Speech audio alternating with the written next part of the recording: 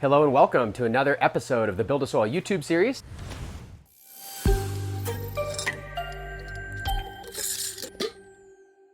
Today we have Season 5, Episode 6. It's time to get ready to basically start the grow. We planted the seeds. We're waiting for the last couple of them so we know which ones are females, which ones are males.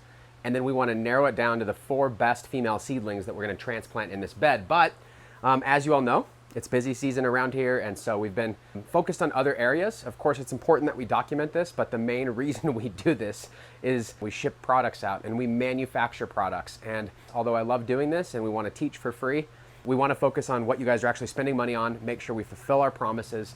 And so today we're finally getting back in here. We have 3.0 soil ready, light soil ready, lots made on the ground.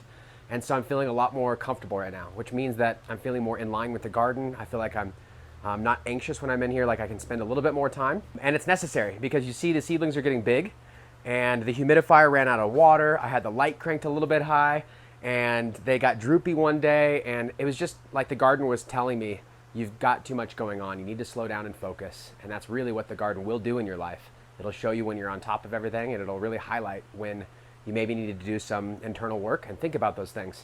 But I never let it stop me. Just like life, you have to keep on going. And so I started pruning these a little bit, and I thought, let's turn on the camera and let's show every single thing that I'm gonna do today. The other 2 quadrants aren't built yet, so next we have to build the blue mat and discuss that. I'm really looking forward to it. We're also gonna set up an auto pot, get the earth box dialed in, and set up the 4 different size containers we're gonna run in quadrant 2. 30 gallon, 15 gallon, 7 gallon, 5 gallon. So lots of observations to be had. And those are all gonna be clones, which you can see are all rooted and happy, and they're getting bigger. Really beautiful color now on the stem. The roots are coming out the bottom. So basically it's time now. And even though it's time, one of the things that I'm trying to manage during this grow, the last one, these particular cuts stretched a lot, they got huge, but they're pretty small right now. And so to even that out, I wanna make sure that these are brought down just a little bit. I don't want these to get so big by the time I transplant that this grow is dominating from seed and the clones are kind of lagging behind. I'm going to chop and drop the cover crop and turn that bed into a plantable bed as the cover crop's gone crazy. We actually got 13 clones, and I think we only took 12, I can't remember, but some of the ones in the glass jar rooted. And so I was able to save some of those as well, and they're all looking good. I ran out of cups, so I put them in a little larger container, and you can see the worms love it, the roots love it. Like, it's crazy what the no-till bed can do just to make your life so easy. I just literally set it on top of here. There's like 4 worms down there, and they just come up and they're like, oh, freshies, okay, and the roots are growing in, and you know, that tells you how densely populated the bed is. And I really suspect this is gonna be a really easy round. I do wanna transplant next week. So although I'm hacking these all back, I think they're gonna show sex by then, all of them.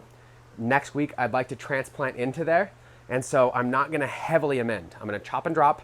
I'm gonna amend lightly. And my main goal today that I'm gonna share with you is to get that decomposed as fast as possible. So I've got some gnarly barley, which I'm gonna grind up and we're gonna top dress with. And that's all the sprouted seeds, so they have lots of enzymes. I'm gonna use craft blend and very small amounts of it. I'm gonna spread around. I can always add more later while the plants are growing. And I'm gonna use kashi blend from Growing Organic, and that's gonna help break down that mulch layer as well as quickly as possible. Feed the worms, everything at the same time. And then just because I'm going for breakdown and because I've got these bottles open and I wanna keep using them, I've got the alfalfa fermented plant extract from Growing Organic, and I've got the peach, which is a seasonal, kind of a rare one. And my main goal is, like, if you make these at home, you could use them on everything, lots of them. You don't have to go light on ferments, especially when they're natural like this. Like, this is the liquid ferment, not the sugar ferment, and you can look more into that. But I'm gonna put both these in there along with all that microbial action. And then I'm gonna soup it up with some root-wise enzymes, and I'm gonna spray it all over that chop and dropped area so it just starts decomposing into soil as fast as possible for next week so I can plant into it. I've also got some Build-A-Flower, an open bag that we used on the 4x4 for the autoflowers. I'm gonna use the rest of that in this bed just to give it some more volume and add some material that's compost along with all that decomposing green organic matter. So right now, this is basically my goal. I could have gone a little bit smaller, but this is the only one that I fully pruned.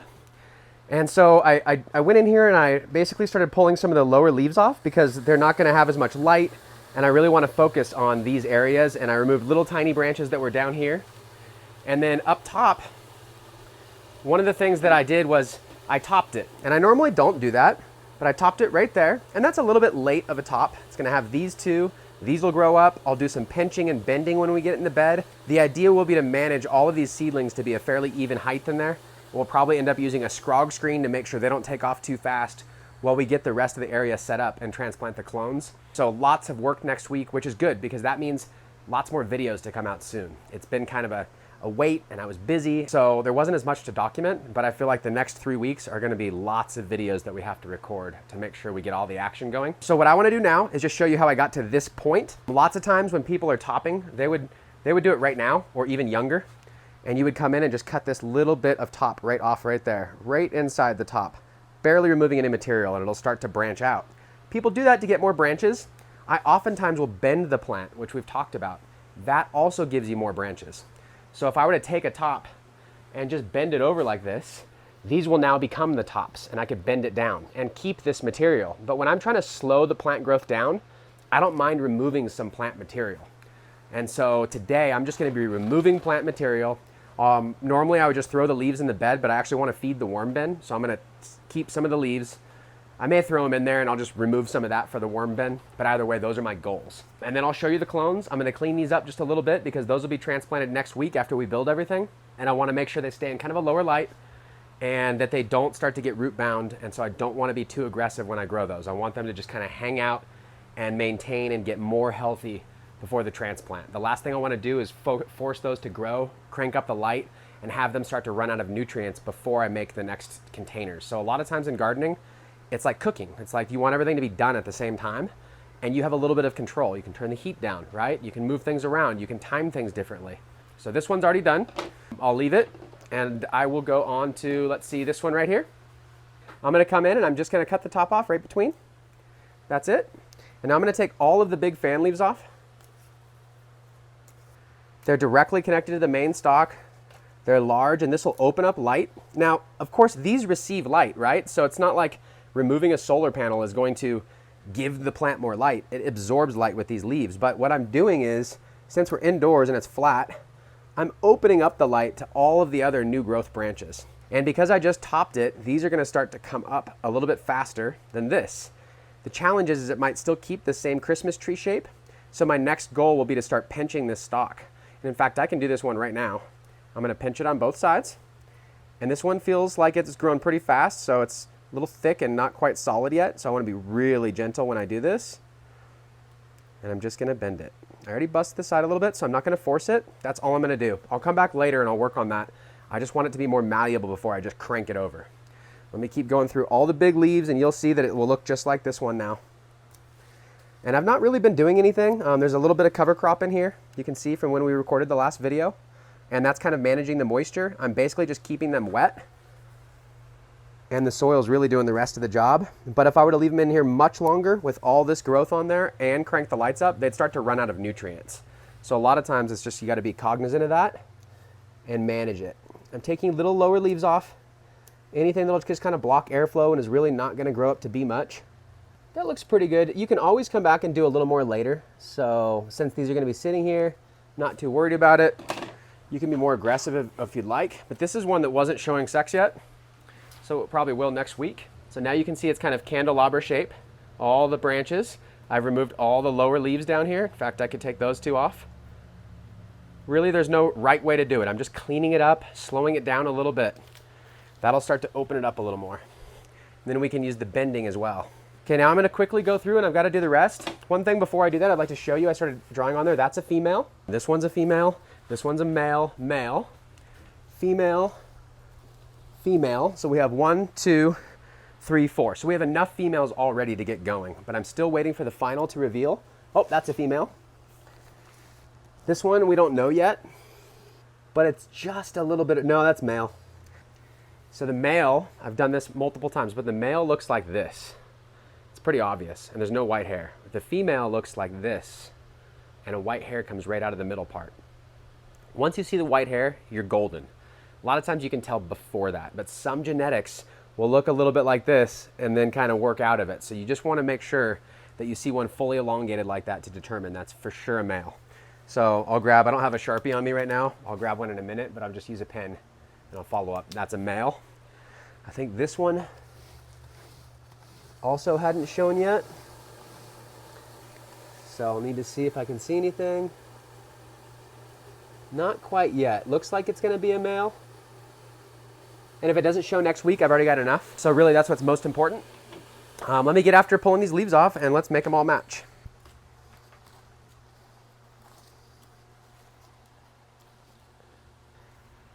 So like this is just a little branch, it wasn't going to do anything, so I'm taking the whole branch off.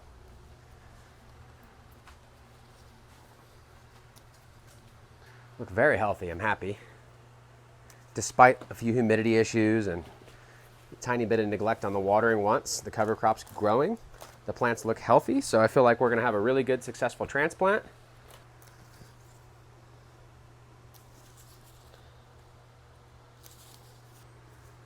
Now you'll be surprised how quickly they rebound from a trim like this, and it'll get them kind of used to it. Since we're probably going to use a scrog screen, I'm going to have to do a lot of this. And as they get used to it, they kind of realize, I feel like they know what's happening, they're already ready for it. It's almost like their plant defense system has been trimmed before, so as long as I keep doing it, they will just literally never slow down. Or occasionally, if you just take a plant that's never been trimmed at all and you go extra hard, it might slow it down a little bit. But for the most part, they're all pretty resilient. They look a lot smaller. Just want them to be pretty uniform in height is really what I'm after. And I can always, even after transplant, still change the canopy to suit my needs. Since we're indoors and it's a flat light, I want to fill it up as even as possible. And that's a big goal. Make sure we get as much yield out as possible. And I'm hoping that we identify a really good genotype of these seeds, something that we can run again and again, because I really like the Soleil Levant, which that's what these are. From the last series, we ran Soleil Levant, and I didn't keep one. In fact, I don't know why I'm keeping the males. I just really wanted to keep them here to show you, but the ones that I've identified as males, I'm putting all this work in. I need more space, so I'm gonna set these aside in case someone wants them, and I'll let them do whatever they want to them. There's another male. Yeah, we got more than enough. Basically, this is the only one that I'm not sure about, so I'll leave that there. And then I have at least 4. I can pick the best out of all of these, or at least the most uniform, and we'll be ready to go. Wow, that one's a lot more like bean polish compared to the other ones that are a lot more bushy. And some of that's just due to placement and the light. But it'll open up a lot more now. I'd like to almost bend it a little. Let's see what I can do. So when I do this, one of the things that happens as you lower this branch that has this auxin hormone in it, and it's kind of gravity-based, gravitropism or something they call it, I'm no expert, but when you bend this lower, the hormone's gonna go here, and that's gonna cause them to grow faster. This will stand back up, and I can bend it back down tomorrow. I'm just gonna be gentle, I don't want it to snap. This will help it bush out instead of being so tall like it currently is. In fact, on this one too, I may just top it even further down, just keeping the shape uniform between all the plants.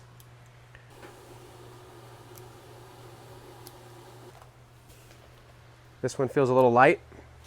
Definitely gonna want to give it some water where this one feels pretty heavy, so I just want to pay attention to that. Even watering is important. Overwatering or underwatering will lead to decline in the plant health, especially in living soil where that's really what dictates the nutrient delivery. It's pretty tall. Bam.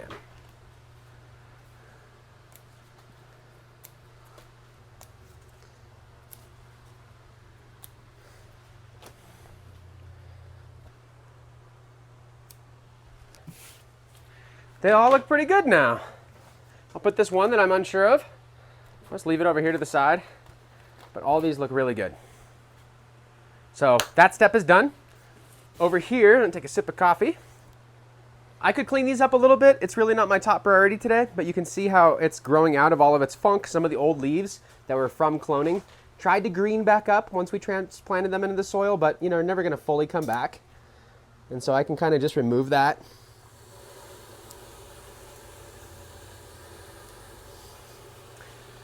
Basically, that's what they'll all look like when I go to transplant. So I'll leave those. I'll clean them up next week. I'm just gonna make sure that they stay happy, stay under a little bit lower light, and that they don't try and explode with growth. As I mentioned, that'll buy me time for the next week. These are still gonna be taken off with growth, but these will be speeding up, and here's the difference. These ones are huge stretchers in comparison, and so I know that these can be a little bit undersized and will probably still put on a really good run in these other quadrants, but the bed is gonna really push these. So I'll time it. Ideally, I'd transplant these first, give them like a day or two, and then transplant those, but I'm just gonna let the garden tell me what to do. and we'll document what happens. Last, let's get this bed going. It's the most important part of the day because that's the action that I want to have a little time to decompose before I transplant. The good news is all of this is going to be on top of the soil. So even if I had to plant today, I could chop and drop all of it. I could move it to the side. I could transplant. But I want to add some amendments and give it some breakdown and hopefully basically feed the soil since I have not amended since the last round. And the last round was a massive yield. That pulled a lot out of the soil. So I want to make sure that we're not neglecting this next round. So let me pull these out so I don't damage them. All the worms, and it's pretty cool, every one of them. So I guess the worms will just go right back up in there, but look, it's like a worm bin in here. It's crazy what happens after multiple cycles. And so they're just gonna eat all this food that I put down here. It's gonna be amazing. Look at every one of them. It's like fresh worm castings, worms, dangling roots. And I just put a tiny bit of soil in there because I knew we were gonna transplant soon, and I need to keep one of them for a mom plant. So I'll probably keep one of those, or maybe this one. Same thing. It's so fun. I don't know why it makes it better to garden with animals, worms, and all that instead of just sterility. Got the light dimmed down a little bit, and that makes it easier for me. And the cover crop was going just fine with that. But all I'm doing is taking my scissors, and I'm just coming in here. You can use they make little garden trimmer shears. You can trim it all down, but this is fun for me. And it doesn't have to be perfect. I actually want it to mostly stop growing. If a little of it still grows, it's fine, but look at how beautiful these are. That's a good sign for the soil. I think we're gonna have a great run. And then when I'm done, I'm gonna work this in just a little bit, kind of tilt the top 1 inch. I'm not really tilling, but I'm gonna work it in with the craft blend in hopes that it comes into soil contact because it's not gonna decompose as well when it's just open to the light. I want it to be in the soil a little bit, like a green manure. That's the point of cover cropping, is you work it back into the soil. And then it provides all that fertility, an explosion of nitrogen-based bacteria just eating all this stuff, clover. There's the moisture meter, the EcoWit right there in the middle. We'll keep it there. There's the straw in here. So this straw is gonna work in with the greens and make amazing compost for the soil right here in the top, just building the soil up since I have room. It's okay if you rip the root systems out a little bit. I'm not gonna be doing this as a companion crop. I could always plant more cover crop seed if I want. Some of it will survive, and I'll let some of it grow along with. I don't want to cut any worms, so I'm just cutting the weeds for the cover crop. Some of this I'll probably go and feed to the worm bin, just because I just want to steal a little bit. Otherwise, I'd normally just leave it all in here. But I was checking the worm bin this morning, and the worms are raging in there. I'll have to show you in a coming episode. And they're breaking everything down, and I just want to make sure it stays super active so we have good fresh castings to use to make teas for this bed this cycle.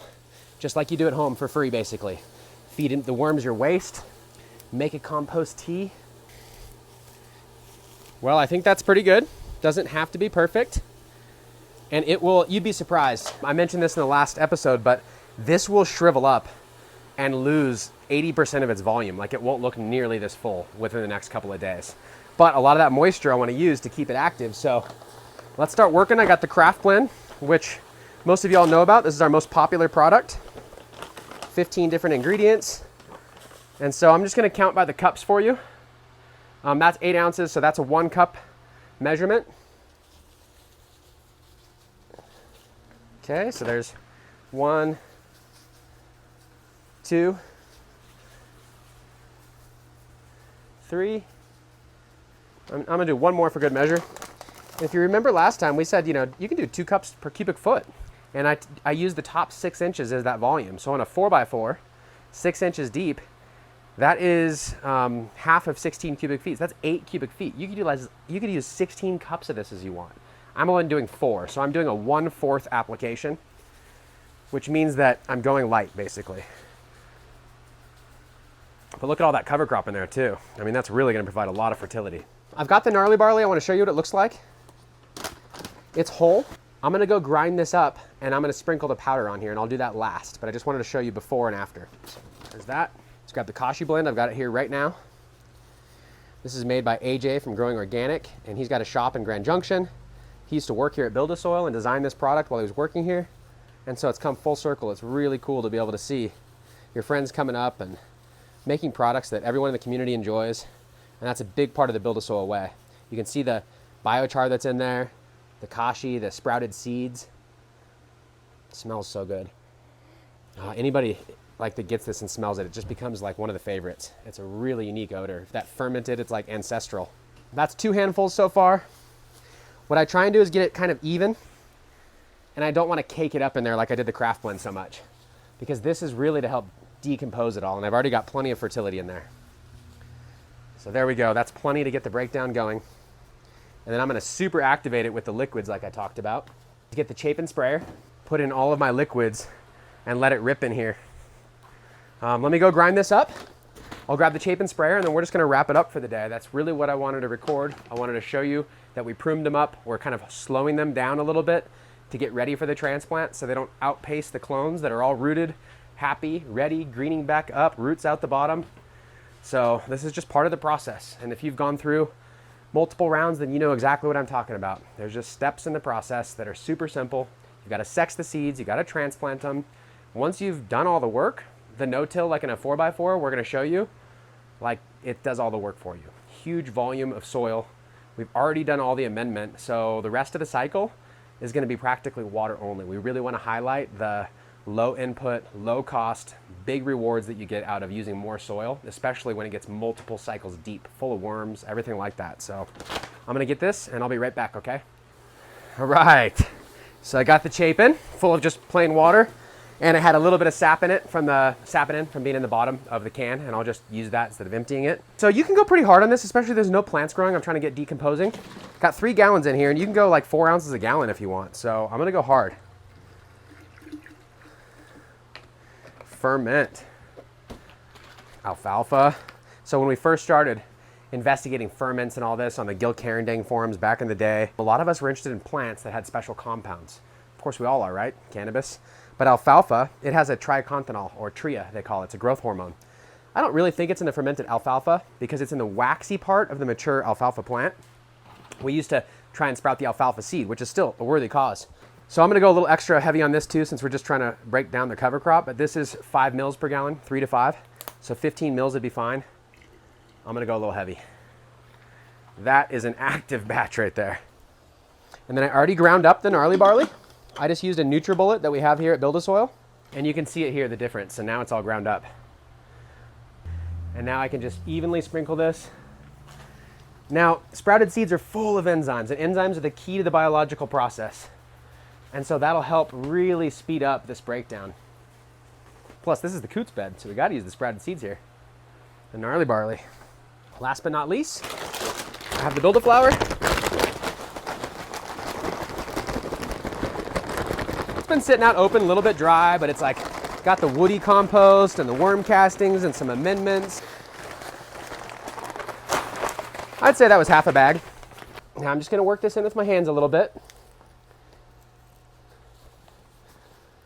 Just so the amendments get kind of underneath the cover crop.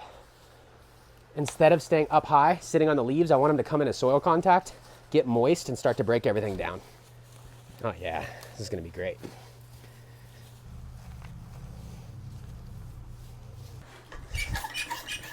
I've got the 1 gallon per minute nozzle, which is the slightly larger one that it comes with. And I'm just gonna slowly water this all in so the top retains a lot of moisture for that breakdown. Oh yeah, it smells a little bit fermenty, but nothing too bad. I think it's that alfalfa. All right, well, this will be a little boring just to watch me discharge 3 gallons slowly from the can. So I'm gonna set this down right now, and then I'll finish. This will be the last thing I do for the day before I leave. Clean up a little bit. I'm gonna take all these leaves and feed them to the worm bin. This has been episode 6. If you have questions about anything we did today, you'll see that there's a set of principles, but there's not an exact method you have to follow. Basically, this is a buffet. We put all the good stuff in. We didn't overdo it. We leveraged the dynamic beauty of the cover crop and how it breaks down and all those life cycles. There's worms in there. So we're really just trusting the process, becoming more of a steward for these plants than trying to be in full control. And that's a big part of the process. So if you're having trouble letting go of your hydroponic ways, asking exactly what to feed in pH, watch a lot of these episodes. I feel like bigger soil, good inputs, and just hands off a little bit. You'll get some of the healthiest plant results you've ever seen. As always, like, subscribe, tell your friends about these. We record them for free. We give all the information away so that it's likely that when you're discussing this with friends, you don't have to answer every single one of their questions. And then all your homies have good herb, and now there's more abundance, which is what we want. Questions? stuff we did here, anything about the clones, let me know. Otherwise, next week, lots going to be recorded, which I'm really looking forward to putting out some more videos, setting up the blue mat, dialing in the different containers, and sharing it all with you. So thank you so much. Until next time, I'll see you on the next BuildASoil YouTube episode.